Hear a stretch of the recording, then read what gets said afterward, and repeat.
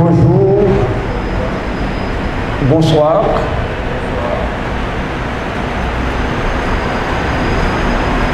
Je suis le professeur Hérold Tossin, enseignant-chercheur à l'Université d'État d'Haïti. J'ai aussi des interventions à l'Université Notre-Dame d'Haïti, au Grand Séminaire Notre-Dame d'Haïti et à Sifor. Aujourd'hui, c'est le 28 juillet 2022. Ça marque le 107e anniversaire de l'intervention américaine sur la terre haïtienne. Comme universitaires, nous ne pouvons pas rester bouche bée devant ce grand événement qui a bouleversé la société haïtienne.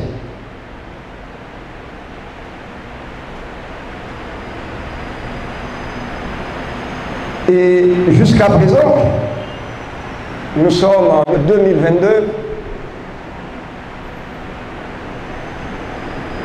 le pays porte toujours les marques, les blessures de cette intervention.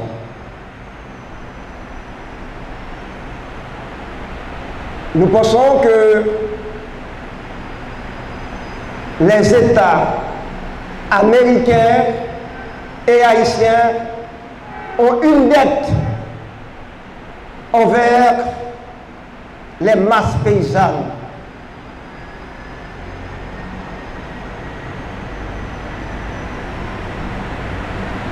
Les États américains et haïtiens ont une dette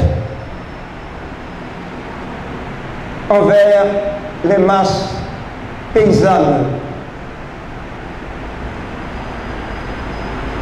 Ainsi, nous formulons notre intervention de ce matin ainsi. Occupation américaine, masse paysanne et éducation à l'altérité.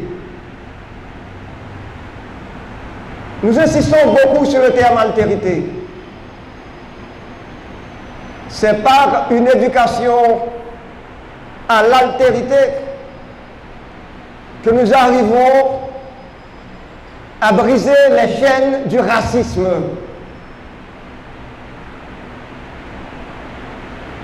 En un mot,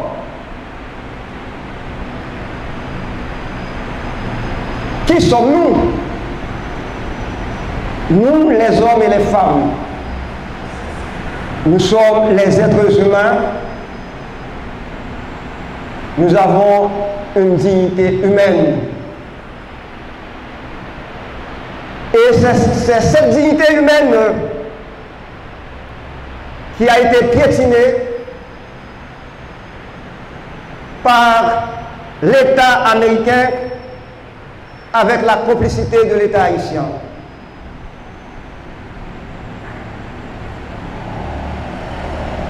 Je souligne dans cette conférence le rôle prépondérant de l'État américain, des marines américaines, et le rôle aussi de l'État haïtien à travers les élites, nos élites de l'époque, les élites noires et mulâtres de l'époque.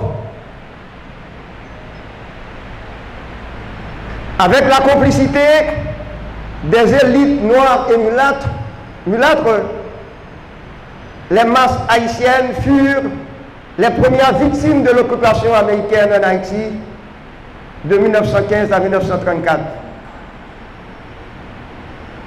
Et là, nous pouvons citer ces questions de notre grand historien Dantes Bellegarde. Dans son livre L'occupation américaine d'Haïti, ses conséquences morales et économiques, il écrit: de quel droit les États-Unis ont-ils donc, suivant le propre aveu de l'amiral Caperton, effectué une intervention militaire dans les affaires de la République d'Haïti, indépendante et souveraine? Ne pouvons donner aucune justification juridique de cette violation flagrante des règles de la justice internationale. Les Américains ont prétendu que leur intervention en Haïti avait été faite au nom de l'humanité. Et la leçon d'humanité qu'ils nous ont apportée a été si éclatante que dans les 4 premières années seulement d'occupation, ils ont massacré, parfois au milieu de supplices atroces, 3500 paysans haïtiens, chiffre qui dépasse probablement le nombre des victimes de toutes les révolutions haïtiennes mises ensemble. Je continue la citation de l'historien Dantes Bellegarde. L'intervention des États-Unis n'a été inspirée que par des intérêts financiers particuliers. C'est pour permettre à quelques Américains de disposer à leur guise du trésor haïtien et de satisfaire leur instinct de domination que l'occupation militaire d'Haïti a été faite et qu'elle est maintenue. Tout le reste est mensonge. Nous citons le grand penseur haïtien Dantes Bellegarde. Haïti a donc été humilié et dévalué. J'insiste sur les termes humiliation et dévaluation lors de cette occupation américaine. Haïti a été humilié et dévalué. Et nous entendons par humiliation toute situation dans laquelle s'oppose dans une relation inégalitaire un acteur, individu ou collectif qui exerce une emprise et un agent qui subit cette emprise. Nous sommes au cœur d'une situation humiliante. Cette dernière est relationnelle. L'humiliation comporte une agression dans laquelle l'individu ou collectif blesse, outrage une victime sans que soit possible une réciprocité. Je reprends cette dernière définition. L'humiliation comporte une agression dans laquelle l'individu ou encore le collectif blesse, outrage une victime sans que soit possible une réciprocité. Cela veut dire qu'Haïti n'a pas été capable de répliquer à l'agression américaine. Et là, nous citons ce grand penseur, spécialiste des relations internationales, Bertrand Badi, dans son livre « Le temps des humiliés, pathologie des relations internationales ». Le temps de l'occupation américaine fut donc un temps d'humiliation et d'évaluation. Donc, c'est un devoir non seulement pour les différentes élites, mais aussi pour les masses paysannes, de se souvenir de cette période d'occupation américaine. Nous n'avons pas le droit d'oublier cette période, ce temps, ces 19 ans d'occupation américaine en Haïti. Ce temps, cette période, ne doit pas avoir pour but de nous détourner du présent et ne doit pas nous empêcher d'assumer notre responsabilité face aux détresses actuelles.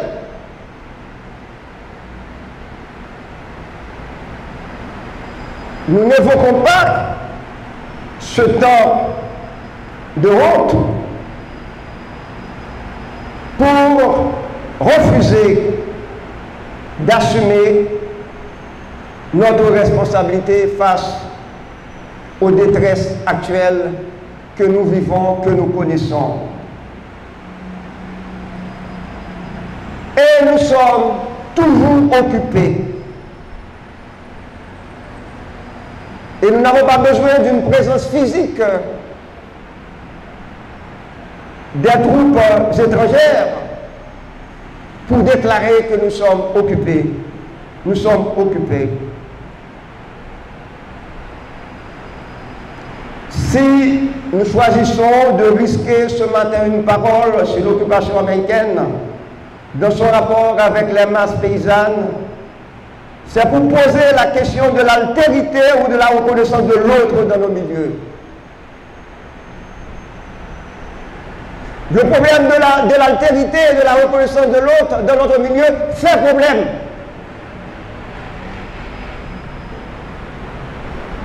Et c'est l'une des causes de notre souffrance d'aujourd'hui, la question de l'autre.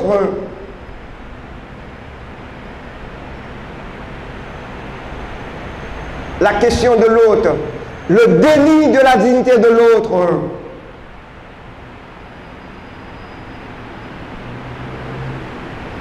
Et c'est pourquoi aujourd'hui, nous voulons adresser cette question en ce jour qui marque le 107e année de l'intervention américaine en Haïti, à nos différentes élites, indépendamment de leur couleur, noir, mulâtre, syro-libanais. Nous adressons comme universitaires citoyens, comme professeurs d'université, cette question à nos différentes élites, noirs, mulâtres et syro-libanais. Que devons-nous faire pour humaniser l'espace haïtien au profit des premières victimes de cette occupation américaine? Comment définir nos rapports avec les couches les plus vulnérables de notre société? Telle est la question centrale aujourd'hui, en ce 28 juillet 2022. Nous devons avoir le courage de formuler cette question. Les universitaires haïtiens doivent avoir le courage de formuler cette question. Je dis bien les universitaires haïtiens, hommes et femmes. Parce que l'université, les universités ont une mission dans notre société. Nous ne devons pas être indifférents à ce drame que vivent les hommes et les femmes de notre société, et plus particulièrement ceux et celles qui vivent à Port-au-Prince, capitale d'Haïti.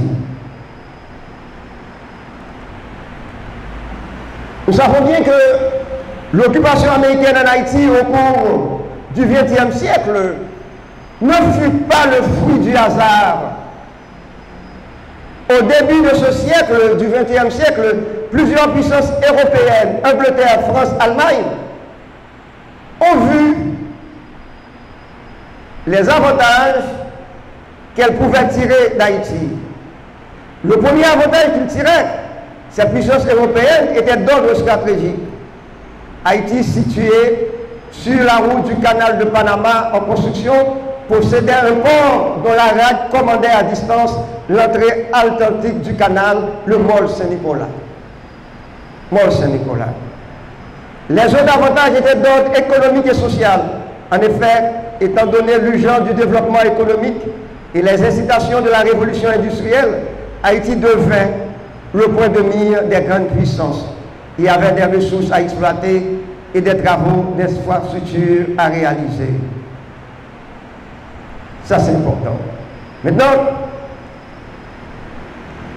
les Américains ont toujours voulu supplanter l'influence européenne en Haïti. Il fallait finir avec l'hégémonie européenne et plus particulièrement française et allemande. Nous devons souligner aussi les nombreux emprunts effectués par les différents gouvernements haïtiens, convertissant aussi le pays en un centre d'intérêt pour la puissance étrangère et notamment les États-Unis, les emprunts. Ces gouvernements ont toujours été dépendants des négociants des puissances étrangères installées dans le pays.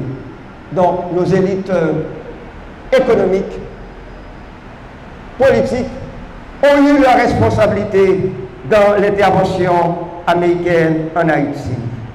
La plupart du temps, ces étrangers se trouvaient étroitement liés aux guerres civiles. Il ne faut pas oublier le rôle des étrangers dans la guerre civile dans ce pays avant l'intervention américaine en Haïti. Ils finançaient des révoltes et des révolutions. Les étrangers, ils finançaient les révoltes et les révolutions. Il faut le savoir pour comprendre l'arrivée des troupes américaines dans le pays. Et je cite un autre penseur haïtien, l'historien Benoît Joachim, qui, dans son livre Les racines du sous-développement en Haïti, déclare, je cite Benoît Joachim, de tout temps, le gouvernement haïtien s'est abandonné à emprunter de l'argent à des taux usurières aux capitalistes installés dans le pays, auxquels ils consentaient en retour des franchises douanières. Ils y étaient acculés par la pratique permanente de dilapidation de la caisse publique, par des dépenses militaires inconsidérées, en plus des exigences de la dette coloniale.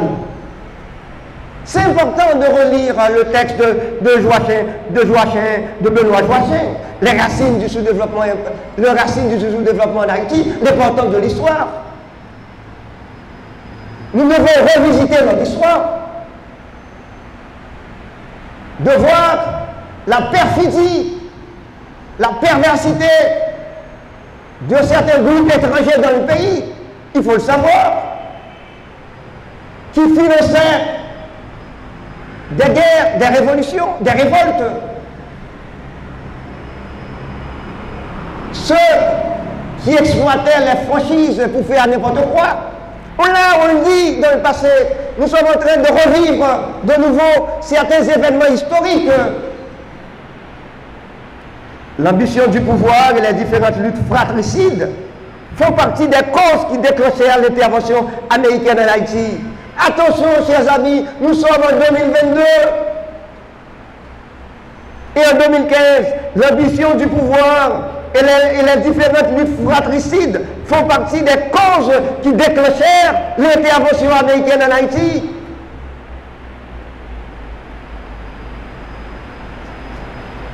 C'est extrêmement important. On sait que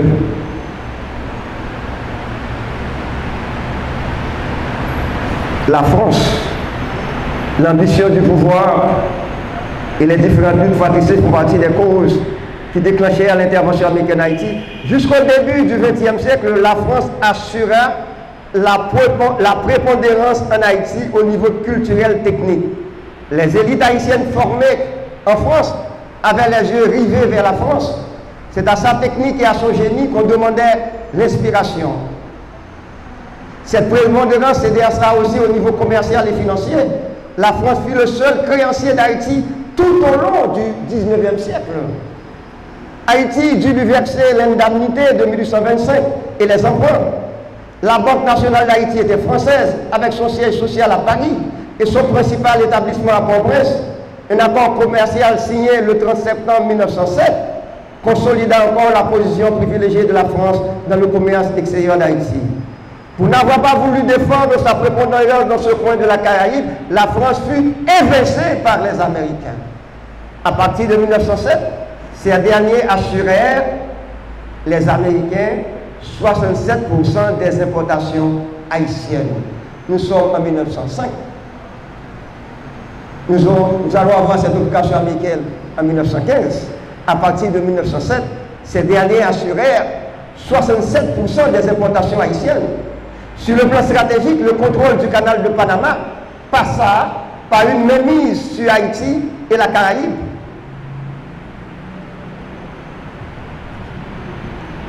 la question stratégique était suffisamment significative avec le canal de Panama, avec le Mall Saint-Nicolas, parce qu'ils voulaient acquérir le Mall Saint-Nicolas, les Américains.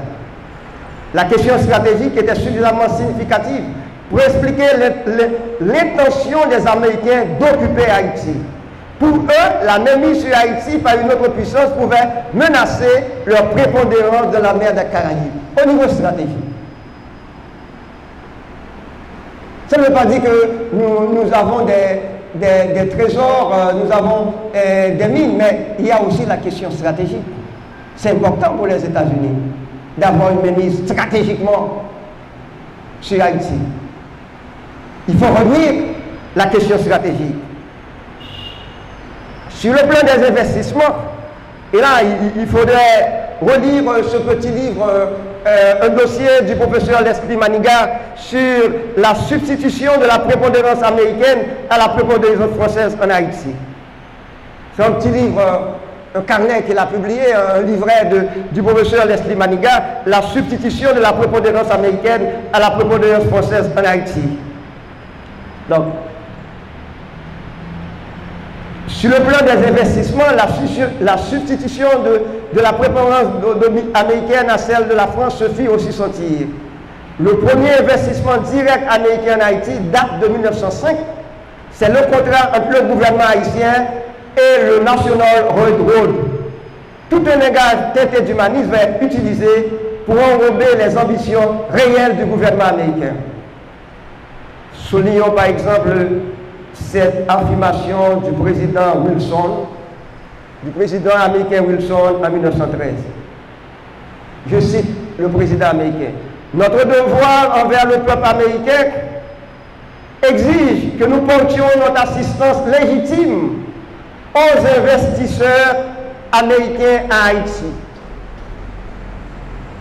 Il faut aider les investisseurs américains à Haïti. Mais nous avons également le devoir de protéger Haïti de l'exploitation et des injustices qu'il pourrait subir de la part des Américains. Quelle protection! Qui protège qui? Nos paysans seront massacrés, c'est ça, c'est ce qu'on appelle protection. Protéger les Haïtiens.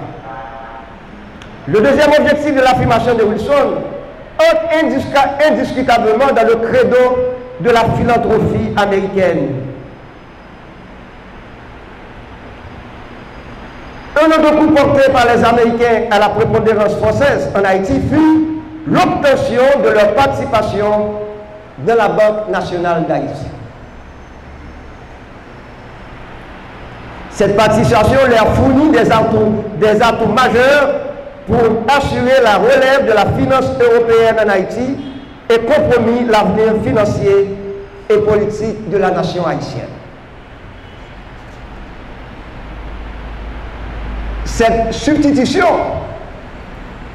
fut aussi d'ordre culturel. Il s'agira de vanter les valeurs de la mentalité anglo-saxonne au détriment de la culture latine. L'une culturelle sur la terre haïtienne entre la culture anglo-saxonne et la culture latine. Toutes les conditions étaient donc réunies pour justifier le débarquement des marines en Haïti. Avant cette intervention, le roi de Port-au-Prince, la compagnie électrique, la compagnie des chemins de fer de la plaine du cul-de-sac, le chemin de fer national était déjà sous leur contrôle. En outre, ils avaient une participation d'environ 40% de la Banque nationale. Pour encore un autre grand historien haïtien, il faut les noter également, Alain Turnier, dans son livre « Les États-Unis et le marché haïtien », nous dit l'intérêt capital, l'instrument principal des États-Unis en Haïti fut la Banque nationale.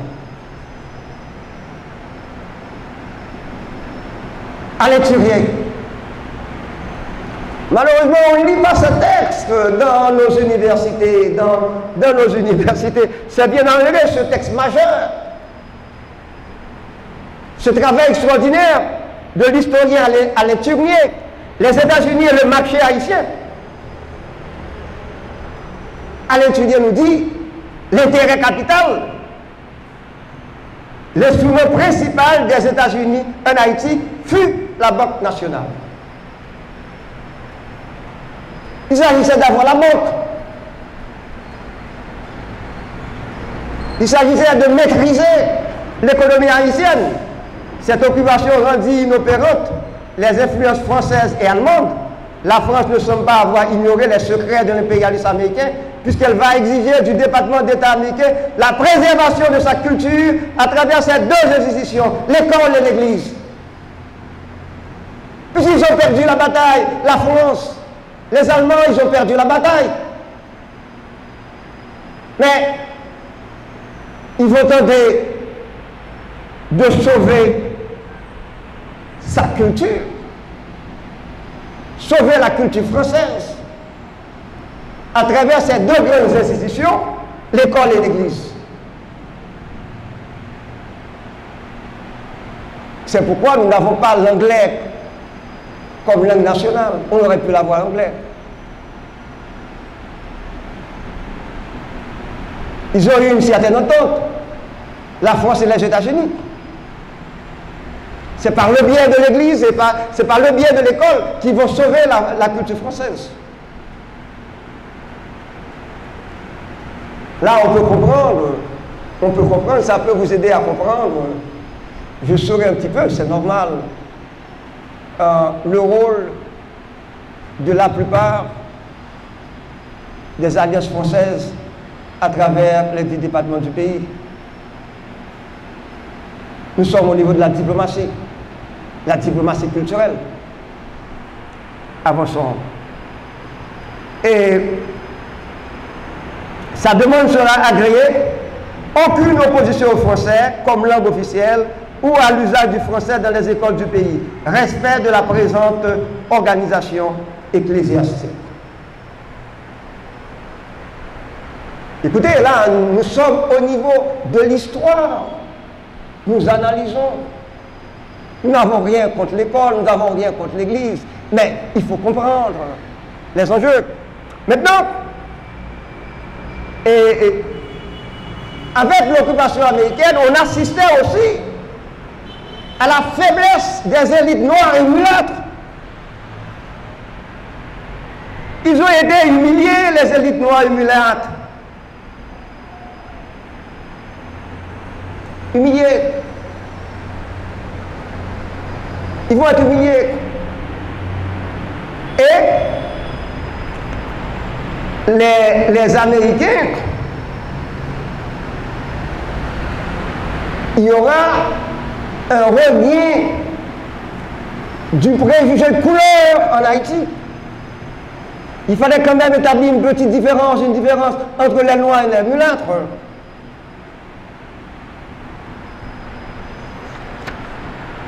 Et c'est important. Et la réalité de l'occupation américaine fut vite. Au début, ils acclamaient l'occupation américaine. Les Blancs viendront nous sauver, venez, arrivez. Même l'Église, dans le premier temps, acclamait l'arrivée des Américains. Parce qu'en général, on s'attend à recevoir des avantages de l'arrivée du blanc au niveau économique. On peut louer son local, il y a des avantages matériels.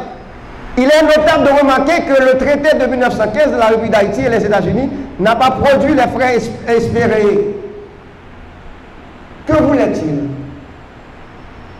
Raffermir et resserrer les liens d'amitié existants entre eux par une cordiale coopération. Comme but objectif de l'occupation américaine, non, il n'y a pas de saine coopération entre Haïti et les États-Unis. Raffermir, resserrer des liens d'amitié existants entre eux par une cordiale coopération et par des mesures propres à assurer des avantages mutuels. Il n'y a pas eu d'avantages mutuels. Puisque nos paysans ont été massacrés, expropriés. Si certaines personnalités ont pu tirer de gros avantages de ce traité, le traité de 1915. Ça, c'est important, cette petite phrase. Il y aura toujours certaines personnalités qui pourront tirer des profits d'une occupation étrangère dans le pays. Il y aura toujours des personnalités, certaines institutions pourront toujours bénéficier de certains avantages. Mais ce n'est pas le peuple. Ce ne sont pas les masses populaires, ce ne sont pas les masses paysannes qui vont tirer des avantages d'une quelconque occupation hier et aujourd'hui. Il y aura toujours, ne doutons pas, un petit groupe qui pourra tirer de gros avantages et qui souhaite à cœur joie une éventuelle occupation étrangère dans le pays. Par contre, le principal problème que nous connaissions à l'époque n'a pas été résolu. Lequel? Nourrir la population. Nourrir la population. Est-ce que la première occupation américaine nous a aidé à nourrir la population haïtienne? C'est une question centrale. Et nous ne devons jamais oublier cette question, la question de la nourriture. La question de la nourriture. Et même aujourd'hui, en 2022, qu'est-ce qu'on a fait de notre riz antibonicien, notre riz du département de la Tibonite? Qu'est-ce qu'on a fait de nos porcs créoles? Qu'est-ce que nous consommons dans les quartiers populaires? Qu'est-ce qu'on consomme?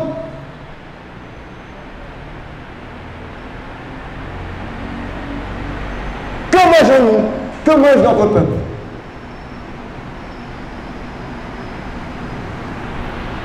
Et là, on va voir, c'est avec l'occupation américaine que nous allons assister à la vague de migration vers Cuba, vers la République dominicaine. Il ne faut jamais l'oublier. Il ne faut jamais l'oublier. Ce n'est pas un hasard, un peu hasard, que nos paysans fuyaient pendant l'occupation américaine. La terre haïtienne, ce n'est pas un hasard. Les compagnies américaines avaient de grandes usines, de grandes industries à Cuba, en République dominicaine. Ils avaient besoin, ces industries, ils avaient besoin d'une main-d'œuvre abondante et à bon marché. Ça, c'est important.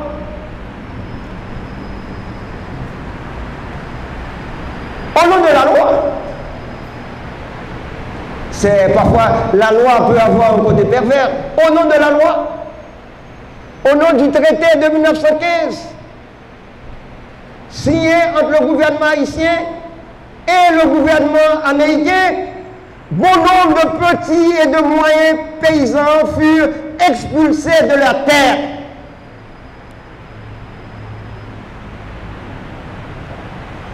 Une grande conséquence de l'occupation américaine, de petits et de moyens paysans furent expulsés de leur terre. Et comme certains paysans étaient incapables de prouver leur titre de propriété, les autorités pouvaient se servir de la loi pour les déposséder.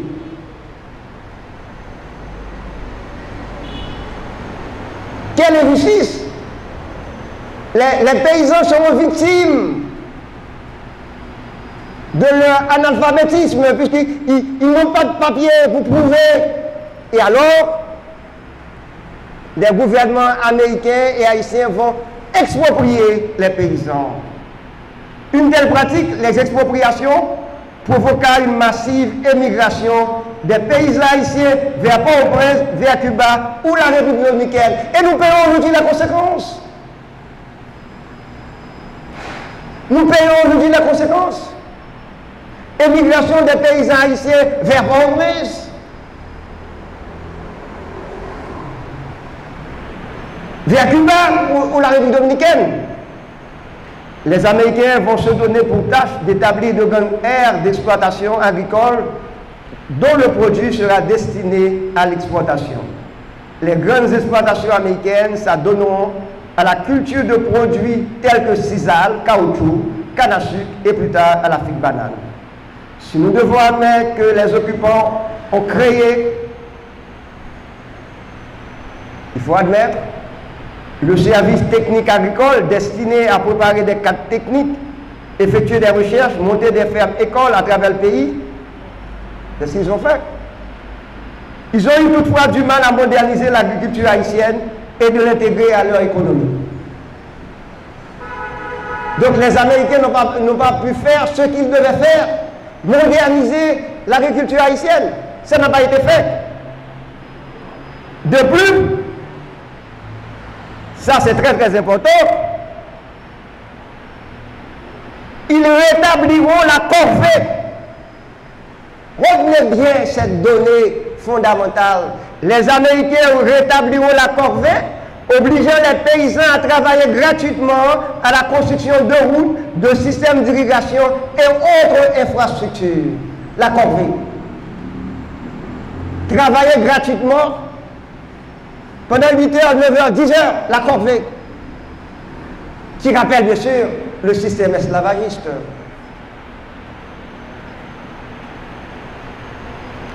Les occupants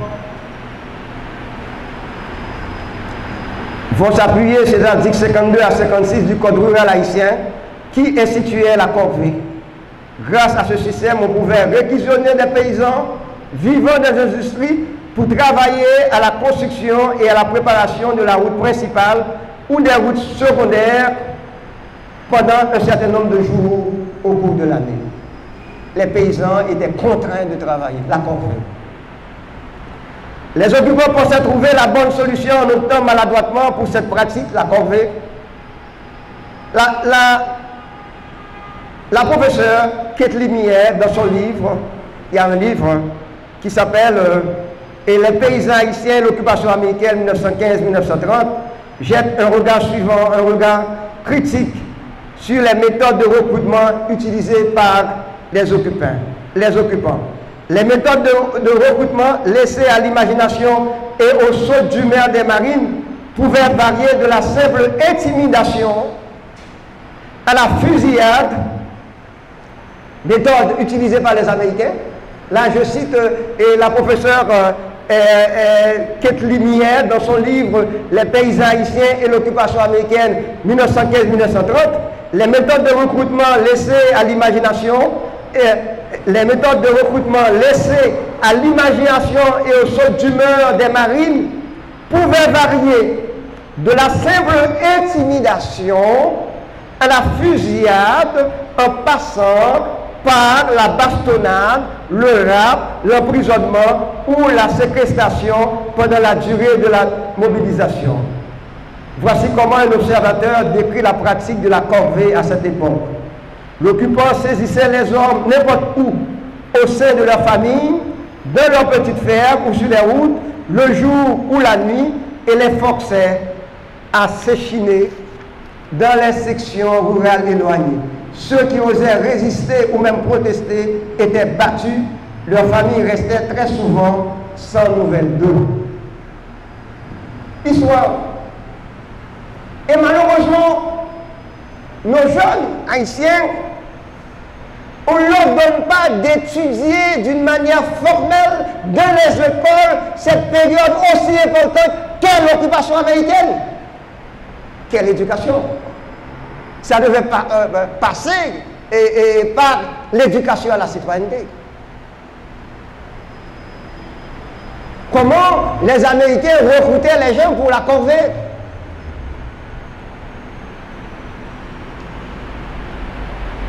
Nous n'allons pas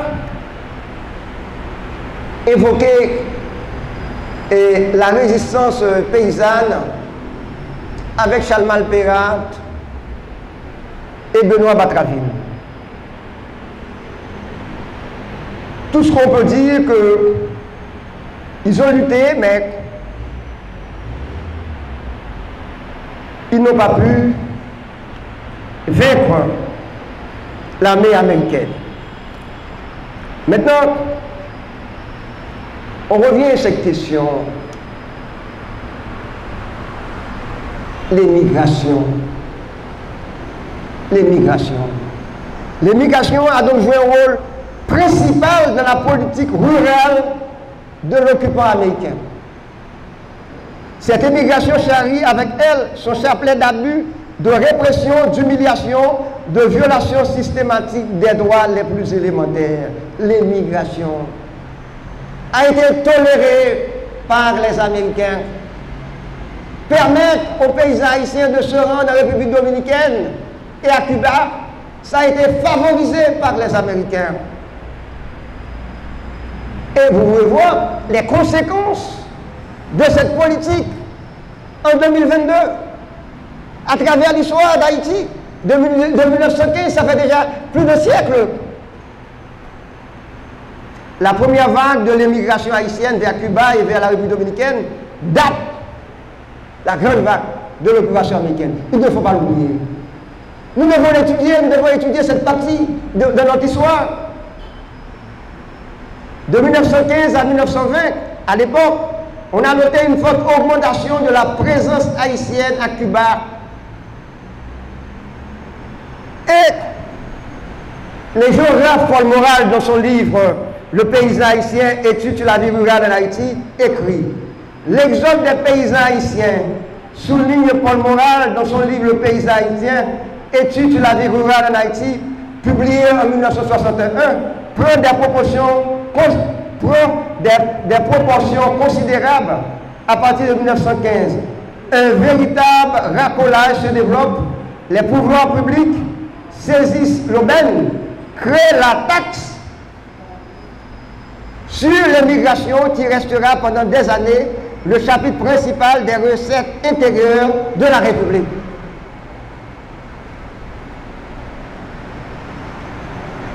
On prendra une taxe sur cette immigration.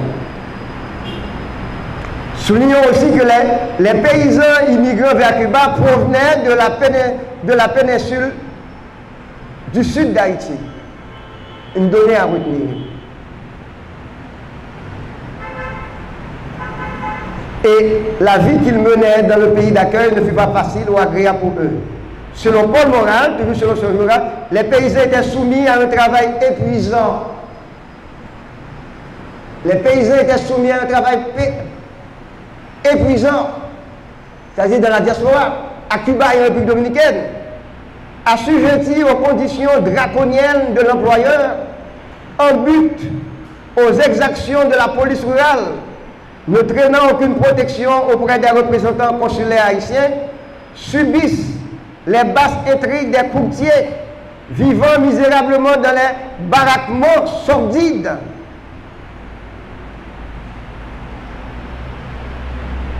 Et ce mouvement migratoire connaîtra une sérieuse baisse en 1928 à cause des problèmes encourus par l'industrie sucrière à Cuba. En décembre 1933, rapporte Jean-Claude Icard, le gouvernement cubain ordonne l'expulsion des étrangers illégaux. Des Haïtiens ont été pourchassés, battus et assassinés en 1934 à Cuba. C'est-à-dire, ce n'est pas le Cuba de Fidel Castro en 1933. Et l'exode rural vers Cuba a eu aussi des conséquences néfastes pour la paysannerie haïtienne. La région des Cayes fut la première à en souffrir. Paul Morale a affirmé crûment, je cite le géographe français Paul Morale, l'exode vers Cuba a désorganisé pendant près d'une génération la vie paysanne dans la presqu'île du Sud notamment. Maintenant, je vais passer à la dernière partie ou à la conclusion de ma conférence. Il y a d'autres points que je voulais aborder, mais je préfère faire économie de ces parties pour arriver à la conclusion. De la dépendance étrangère à l'éducation à l'altérité. Notre dépendance vis-à-vis des Américains est totale.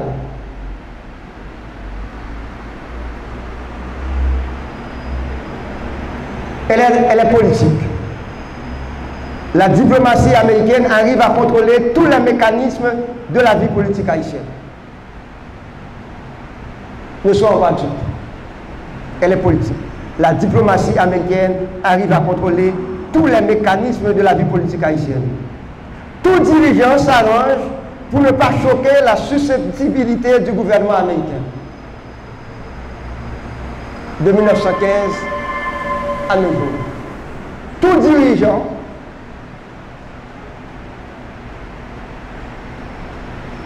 soyons justes, il n'y a pas 1% de dirigeants. Il n'y a pas 0,5% de dirigeants. Ça peut être honnête. Qui ne s'arrange pas pour ne pas choquer la susceptibilité du gouvernement américain. Le soutien ou la bénédiction de Washington semble indispensable pour accéder au pouvoir et pour le maintenir. C'est notre réalité. Elle est économique et commerciale. Les États-Unis sont le principal partenaire commercial d'Haïti. Elle est technique et technologique. Nous assistons à un transfert de techniques américaines à l'administration et à l'économie haïtienne. Dans la réalisation des projets d'infrastructure, les autorités haïtiennes font souvent appel quasi exclusif aux technologies américaines.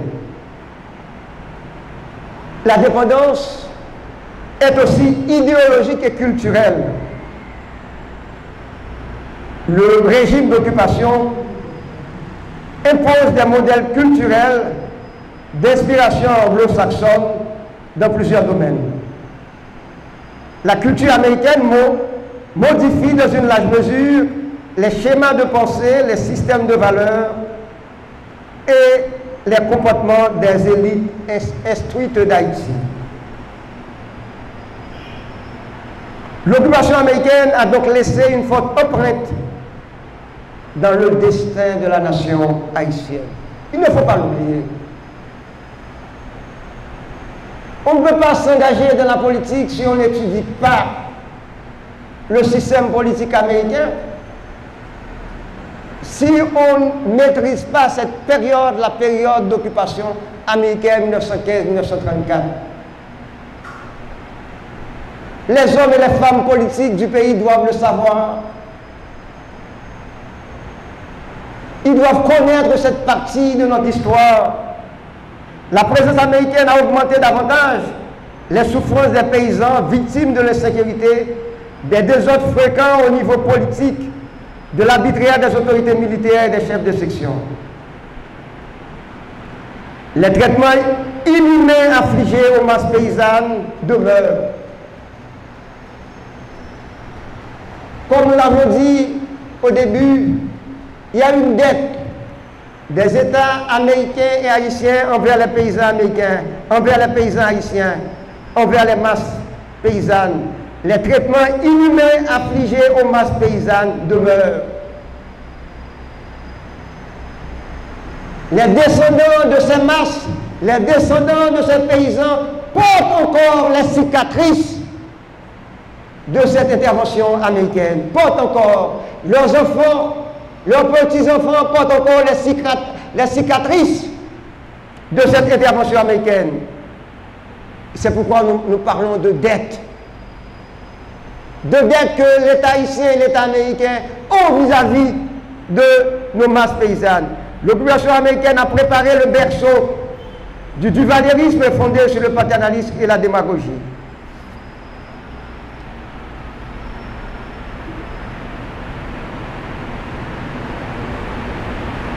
Notre dépendance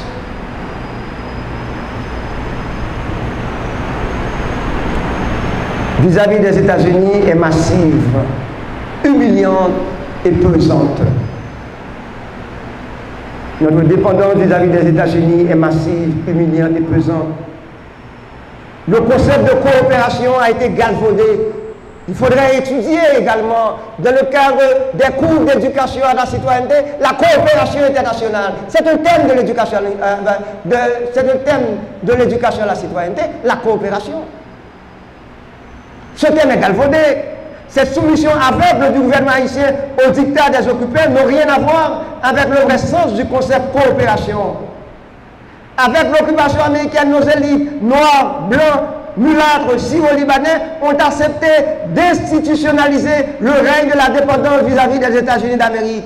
Ils ont institutionnalisé, les élites noires, mulâtres et syro-libanais ont institutionnalisé la dépendance de notre pays vis-à-vis des Américains.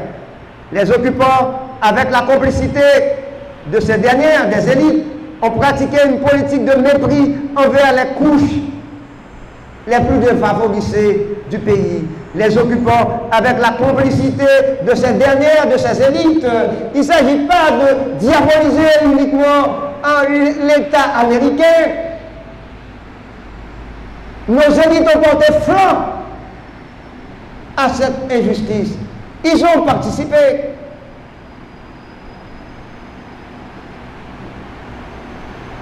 Elles ont joué leur rôle dans notre malheur, ou plus précisément dans la misère des couches défavorisées.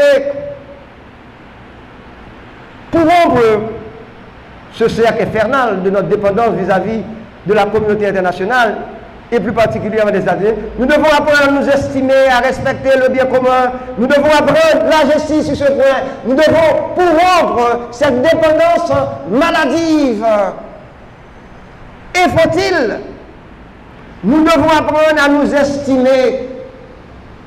J'insiste sur le terme estimer, à nous estimer et à respecter le bien commun. Si nous n'apprenons pas à nous estimer et à respecter le bien commun, nous serons éternellement dépendants et des États-Unis et de la communauté internationale. Nous devons favoriser l'éthique du dialogue chez nous. Si nous sommes incapables de favoriser l'éthique du vivre ensemble, l'éthique du dialogue entre nous, entre les différentes élites, et noirs, mulâtres et syro-libanais, je m'attelle bien ces mots, les élites noires, mulâtres et syro-libanais, notre dépendance vis-à-vis de la communauté internationale, vis-à-vis des États-Unis, sera toujours maladive, infantile et répugnante. Dès les classes maternelles, nous, comme universitaires haïtiens,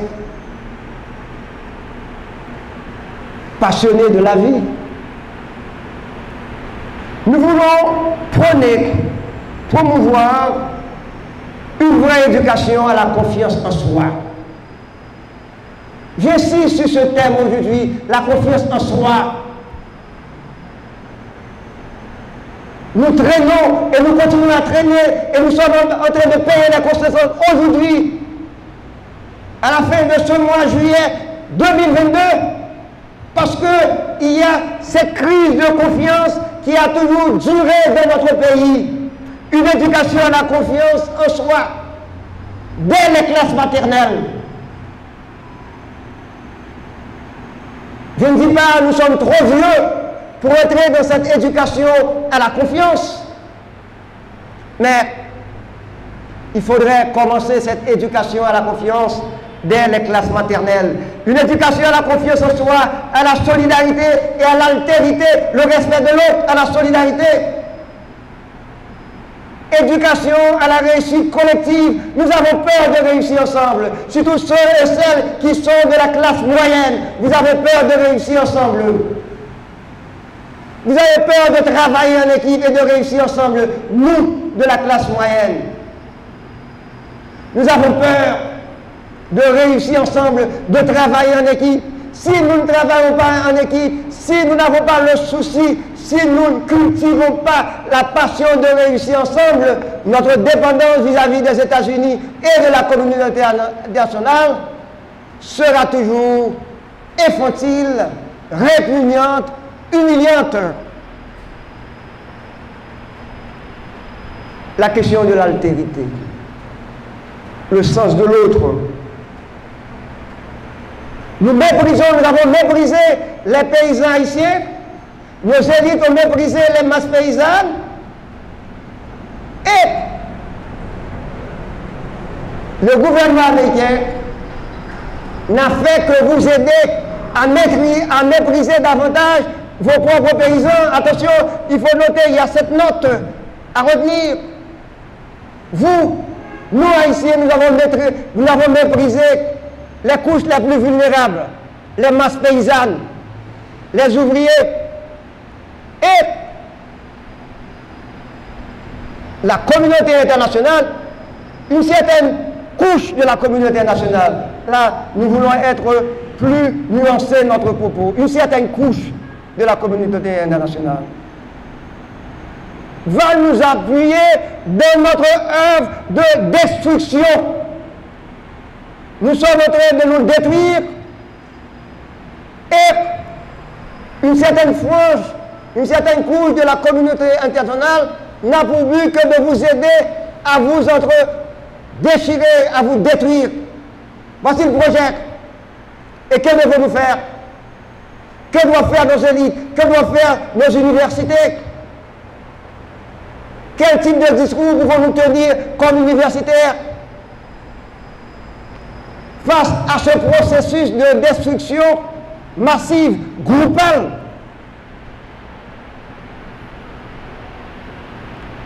Je dis bien blanc, noir, mulâtre, syro-libanais. N'inscrivons-nous pas nos pratiques quotidiennes ou nos relations sociales dans une logique de mépris de soi et d'indifférence aux souffrances des couches les plus vulnérables dont font partie les masses paysannes? C'est la question qui est adressée aux élites haïtiennes. Blancs, noirs, mulâtres, syro-libanais, n'inscrivons-nous pas nos pratiques quotidiennes ou nos relations sociales dans une logique de mépris de soi et d'indifférence aux souffrances des couches les plus vulnérables dont font partie les masses paysannes?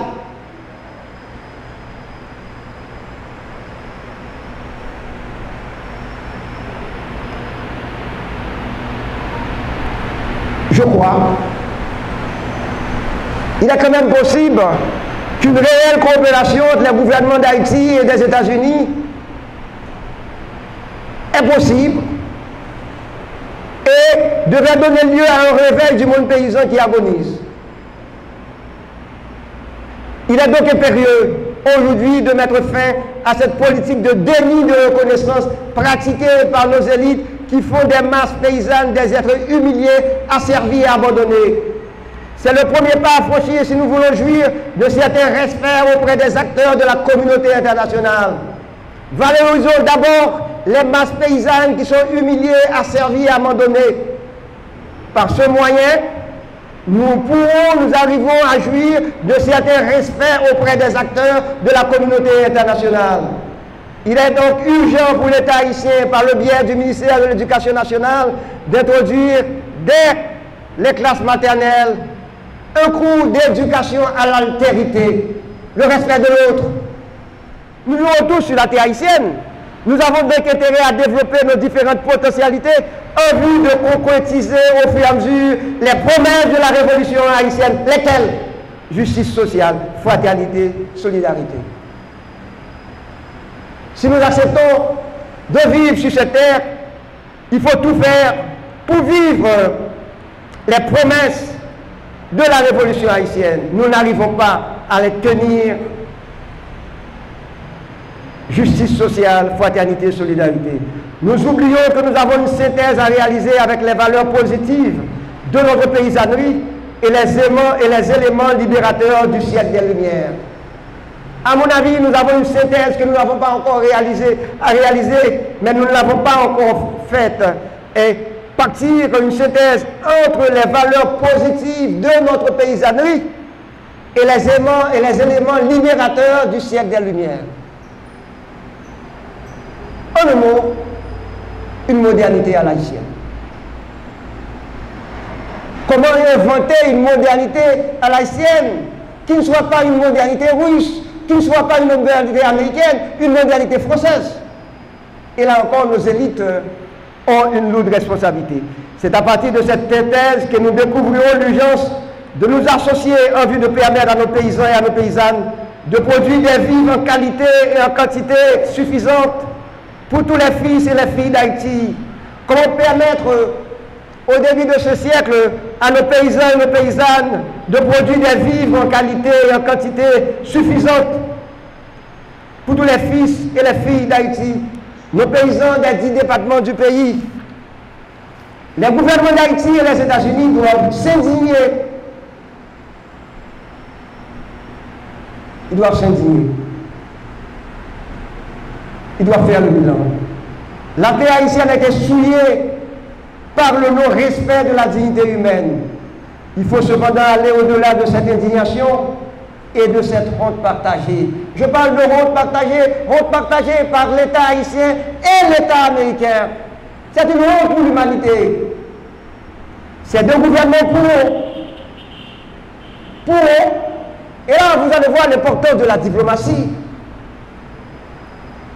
Notre pays a besoin de grands diplomates, des hommes et des femmes compétentes de la diplomatie pour plaider la cause haïtienne, ici et ailleurs. C'est important, l'importance que nous devons accorder à la diplomatie.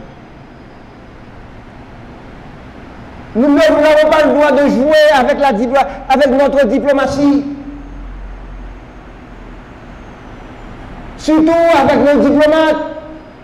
nos diplomates en République dominicaine et aux États-Unis, c'est extrêmement important. Les diplomates qui auront à plaider les causes de nos compatriotes avec respect. Ces deux gouvernements pourront, au nom d'une coopération intelligente, participer à l'humanisation de la terre haïtienne. Oui, je rêve. Je parle d'une coopération intelligente entre les gouvernements haïtiens et américains. Il faut lutter, la société civile a le droit de lutter pour qu'il y ait une coopération intelligente, lucide et intelligente entre les deux États, les États américains et États haïtiens. Nous voulons bien poser ce problème dans les termes suivants. Coopération, oui. Il faut coopérer avec les États-Unis. Nous sommes à 1h30 de Miami. Il faut coopérer intelligemment avec nos voisins, les Dominicains. Il faut, sans orgueil, mais il nous faudra de grands diplomates et de grands diplomates. Ce siècle, le XXe siècle, devait être également le siècle de grands diplomates et de grands diplomates d'Haïti. De grandes figures, des personnes compétentes qui connaissent très bien les dossiers d'Haïti et de la République dominicaine, d'Haïti et des États-Unis. Elles doivent favoriser l'éclosion de véritables communautés de paysans et de paysannes disposés à faire fructifier leurs jardins en vue de mettre fin à la dépendance alimentaire. Est-ce que ce siècle pourrait être le siècle de beaux jardins, de grands jardins communautaires à travers nos 10 départements du pays? Il faut rêver un petit peu. De grands jardins, de la Grandance, de la Tibonie, de l'Ouest, de le Sud, de le Sud-Est, avec la participation de nos paysans.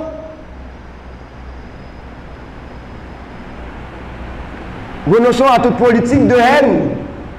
Nous prenons courageusement une éducation à l'altérité à travers les différentes écoles qui fonctionnent sur le sol haïtien.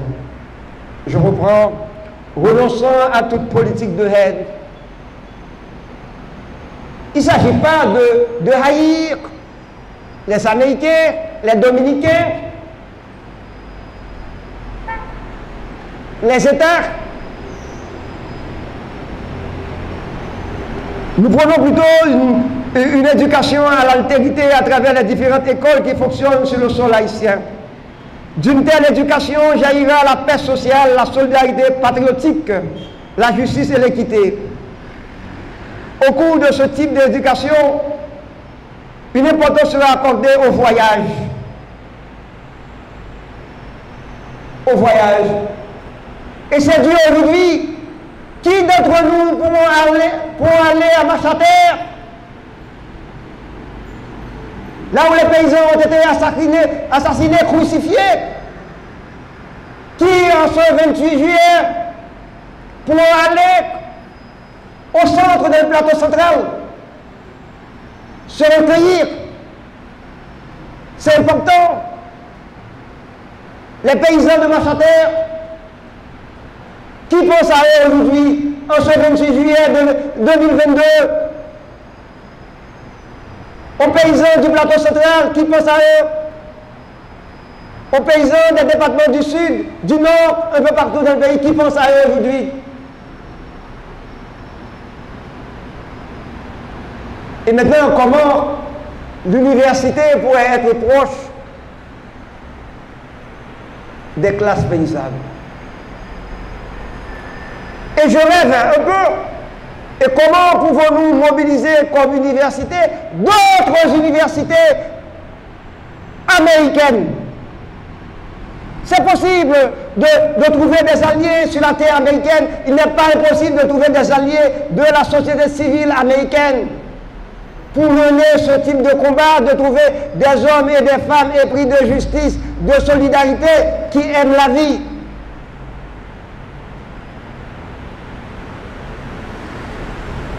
On peut toujours inviter des étudiants de l'Amérique, des étudiants des États-Unis, en Haïti, rencontrer des paysans, travailler avec des paysans. Des dialogues vont être toujours établis entre les profs d'université et les profs d'université haïtiennes et des profs d'université américaines pour voir. Bref, nous avons eu le temps de partager ces réflexions avec vous et c'était pour nous une exigence comme universitaires de vous proposer, de vous soumettre ces données. Merci pour votre présence. Je vois que vous avez été très très attentifs. J'ai été certes un peu long. Je vous prie de m'excuser, mais il fallait risquer cette parole en ce jeudi 26 juillet 2022. Merci beaucoup.